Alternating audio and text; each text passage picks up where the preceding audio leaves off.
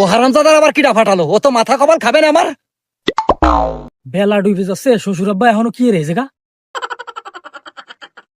শ্বশুর আব্বা আসসালাম আলাইকুম। ওয়ালাইকুম আসসালাম। শ্বশুর আব্বা আপনি কি করতেছেন? দেখিস রে, বাড়ারে মাছি মারি খাওয়াচ্ছি। ও আমি তো বলছি বেড়া দিচ্ছেন। হ, বেড়াই দিচ্ছি। ইন্দুরে ধান খেয়ে ফেলায়। আব্বা ইন্দুরি ধান না খেয়ে ভাত খেতে পারে না? ধান খাক আর ভাত খাক, মাথা তোর খায় না তোর মতো। শ্বশুর আব্বা কিসির মাথা? ওলো হারামজাদা, আমার মাথা ওরে জামাই রে।